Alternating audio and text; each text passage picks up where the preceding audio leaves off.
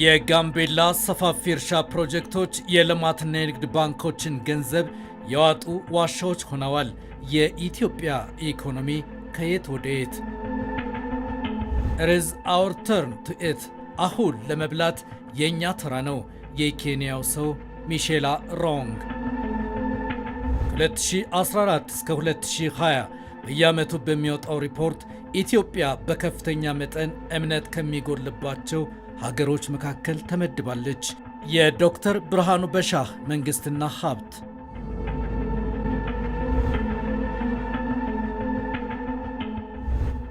እነዚህ የሀገር እምነት ማጉደልን፣ የህዝብ አደራ መብላትን በተመለከተ ከተጻፉ መካከል ናቸው። ዝርፊያ ሁሉንም ሁላችንንም የሚጎዳ የጥፋት እጅ፣ የሁላችንም ሕይወት የሚነካ የጋራ ህመም፣ የወል መጎዳት ነው። የህዝብን ሀብት የሚዘርፍ ባለስልጣን ከመንግስት ገንዘብ ብቻ አይሰርቅም። ከትምህርት ቤት ይሰርቃል፣ ከሆስፒታል ይሰርቃል፣ ከመንገድ ይሰርቃል፣ ከወጣቱ የሥራ ዕድል ይሰርቃል፣ በመጨረሻም ከሀገር የእድገት ዕድል ይሰርቃል። ደግሞ ከኢትዮጵያ መዝረፍ ትንሽ ገንዘብ ይዛ ምኑን ከምን ላድርግ ብላ ግራ ከገባት መቀነቷ ቦርሳዋ ከጎደለባት እናት የመዝረፍ ያክል ነው። ደሃን ምኑን ይሰርቁታል? ምኑን ይቀሙታል? በ2010 የመጣው ለውጥ ለኢትዮጵያ ዘላቂ ብልጽግና እንዲመጣ ሌብነትን ከነውርደት ስሙ እየጠሩ በእሳቤም በተግባርም መታገል አንዱ የለውጡ ዘመን መገለጫ ቀለም ሆነ። የመጀመሪያው ምዕራፍ መንግስታዊ ሌብነት፣ ተቋማዊ ሌብነትን ማስቆም ነው። በመደመር እሳቤ የሚመራው መንግስት የማይታለፉ የማይጣሱ ቀይ መስመሮችን በመደመር የመጽሐፍ ሰነድ ውስጥ አሰፈረ። በየትኛውም አይነትና ሁኔታ የሚፈጸም ዝርፊያ ቀይ መስመር ሆኖ ታወጀ። ሲሾም ያልበላ ሲሻር ይቆጨዋል ይሉት የትውልዶች ሌብነትና እምነት አጉዳይነት መማሪያ የጥፋት መዝሙር በመደመር መንግስት መርህ መሰረት ይህ ሀገር የታመመችበት ያዘነችበት የባህል ውርስ ምዕራፉ እንዲዘጋ አወጀ። ውጊያው ከተረትም ከተግባርም ጋር ሆነ። ትራፊክ በሩቅ ሲያይ ተሳፋሪ ምን ያደርጋል? አጎንብሶ የሌብነት ተባባሪ ሆኖ የህገወጥነት ተባባሪ ሆኖ የታክሲ ሹፌሩ ያን ህገወጥ ተግባሩን እንዲቀጥልበት ያደርገዋል። ትርፍ ቢያስከፍል ትራፊክ ቢይዝ ትርፍ ከፍያለሁ የሚል ሰው አለ እንዴ? አልከፈልንም እኮ ነው። ሰራቂው ብቻ ሳይሆን የሚሰረቀው የሚተባበርበት ባህል ተገንብቷል። አለመስረቅ ተገቢ አይደለም የሚል እሳቤ በግለሰብ አለማሰብ ብቻ ሳይሆን ማህበረሰቡም እየተቀበለው መጥቷል። እንደዚህ አይነት ስር የሰደደ ስብራት በንግግር በፖሊሲ ብቻ የምንቀርፈው ጉዳይ አይደለም፣ ስር ሰዷል። አለቃ ኪዳነ ወልድ ክፍሌ ሙስና፣ ጥፉነት፣ ጥፋት፣ መፍረስ፣ መበስበስ፣ መከራ፣ መቅሰፍት ይሉታል። በእርግጥም መፍረስ፣ በእርግጥም መበስበስ ሀገር አጥፊ የትውልድ መቅሰፍት ነውና ሌብነትን የመዋጋት ብርቱ ሰልፍ ንጋት ላይ በታወጀ እሳቤና ራዕይ የማይጨበጥ የደመና አዝመራ ሆኖ አልቀረም። ዘራፊ የትምና መቼም ይኖራል። መከላከል፣ እግር በእግር እየተከተሉ ለፍትህ ማቅረብ ሌላው መንግስታዊ ስትራቴጂ ሆኖ ቀጠለ።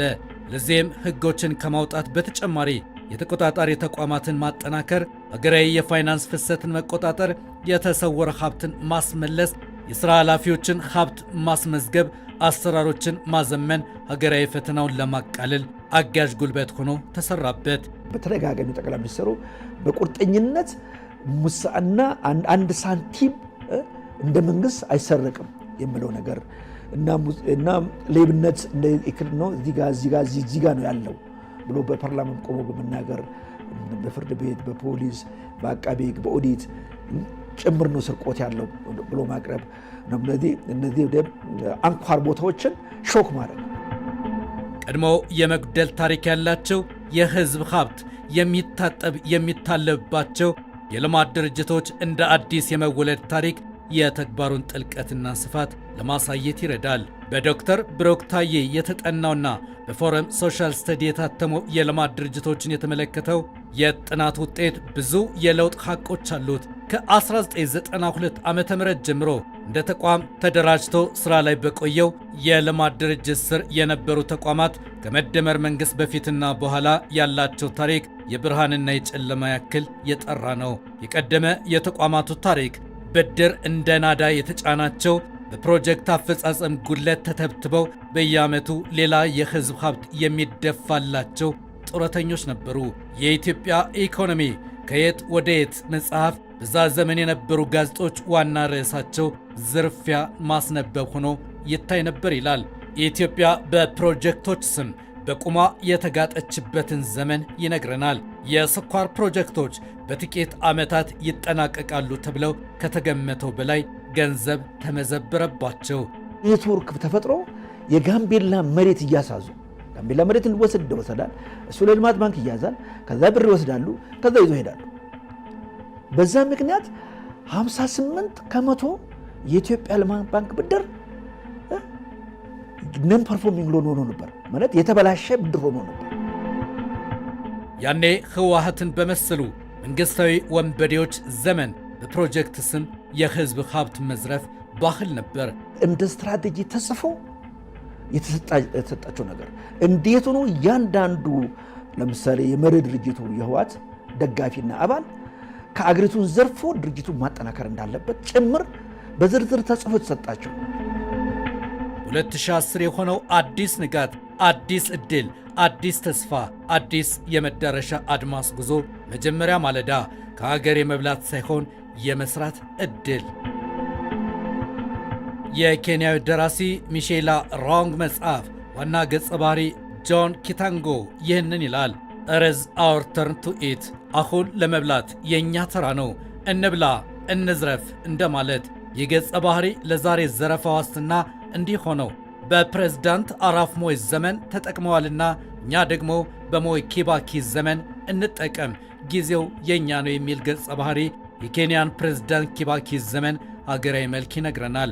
2010 ለውጥ ይህንን በወንበሩ ዙሪያ ያለን እንጠቀም እንክበር ማለትን መንግሥታዊ ወንበድናና ሀገራዊ የጥፋት አዙሪት ገና ከመጀመሪያው በመርህ በተግባርም ዘግቶታል። የጠቅላይ ሚኒስትር ዶክተር አብይ አህመድ ያገኘናትን እያንዳንዷን ብር ለልማት እናውላለን፣ ይህንን ከተግባራችን ተመልከቱ የሚል ንግግር ብዙ የሌብነት በሮችን ለመዝጋት ለመከርችም መንግሥታዊ የመርህና የተግባር ጉልበት ሰጥቷል። በመንግስት ደረጃ የተገኘችውን እያንዳንዷን ስሙኒ የምናውል የኢትዮጵያ ልማት ነው። የተቀናጀ ዘረፋ፣ የተደራጀ ዘረፋ፣ ፓወር ያላቸው ሰዎች ያሉበት ዘረፋ በሚደረግበት ሰዓት፣ በግል አይደለም በቡድን በሚደረግበት ሰዓት በከፍተኛ ደረጃ የሀገር እድገት ያዳክማል። በዚያ ደረጃ 100% ኢትዮጵያ ውስጥ ኮራፕሽን የለም። ዛሬ እንደዚህ ሆኗል። ፕሮጀክትን እንደ ገቢ ምንጭ መጠቀም፣ የዝርፊያ ደረሰኝ አድርጎ መበዝበዝ ምዕራፉ ተዘግቷል። በሀገራዊ የጠራ ራዕይ ማቀድ፣ ካቀዱት በላይ መስራት፣ ለሀገር በወገነ ልብ መፈጸም በብዙ የዘረፋ መዳፎች ላይ በር ተከርችሟል። ለኢትዮጵያ የሚጨነቅ ለእናቱ የሚያዘን ትውልድ ተነስቷል። መረጃዎቹ የሚያሳዩ መንግስታዊ የሆነ ዝርፊያ የለም ማለት ይቻላል። ሌላው መንግስታዊ የሆነ ዝርፊያ ያለመኖሩን የምታየው በምሰራው ልማት ነው። አዲስ አበባ ከተማ በአጭር ጊዜ ውስጥ በ3-4 ዓመት ጊዜ ውስጥ የተሰራው ስራ እንደ ሀገር ያ ነው። እንግዲህ የሀገር ትልቅ ከተማ ናትና ከየትም ልመጣ አይችልም። በመንግስታዊ ዝርፊያ ቢሆን ኖሮ ይህን ሁሉ ነገር በቀላሉ አይሰራም። ግድቦች የሚሰሩት ህዳሴ ግድብ ያለቀው እኔ እናንተ ሌሎቻችን ያዋጣ ነው የተወሰነ ፐርሰንት ነው፣ 19% ነው። ሌላው መንግስት ነው ኢንቨስት ያደረገው። ኮሻ የሚሰራው የተለያዩ ሪዞርቶች የሚሰሩት ምን የሚሰሩት ከመንግስት ገንዘብ መንግስታዊ ሌብነት ወይም መንግስታዊ ሙስና ስለሌለ ነው። መደመር መጽሐፍ የተተለሙ ጎዳናዎች በመደመር መንግሥት ተግባር ሥራዎች ተገልጠዋል። በቅርብም በሩቅም እንደሚታየው ሙስናን መከላከል የደረጀ የመንግሥት አመራር እንዲሰፍን ጉልበት ይሰጣል። ሙስናን መከላከል ያልቻሉ ሀገራት መንግሥታዊ ፍርሰት ስቴት ፌለር ዕጣ ፋንታቸው ዕድል ፈንታቸው ሆኗል። መንግስታዊ ዝርፊያን ከእሳቤው እስከ አፈጻጸሙ እንዳይኖር ማድረግ የሀገረ መንግስት ጤና የሚጠበቅበት መድህን ነው። ኢትዮጵያ ያንን እያደረገች ነው። በመንግስት በኩል ያለው መርህ ዛሬም ያው ጽኑ ነው። እያንዳንዷ ሳንቲም ወደ ልማት፣ እያንዳንዱ ሀብት ወደ እድገት፣ እያንዳንዱ ወረት ወደ ብሔራዊ ለውጥ፣ እያንዳንዱ አቅም ለኢትዮጵያ ብልጽግና። አዲስ የመዳረሻ አድማስ፣ አዲስ እሳቤ።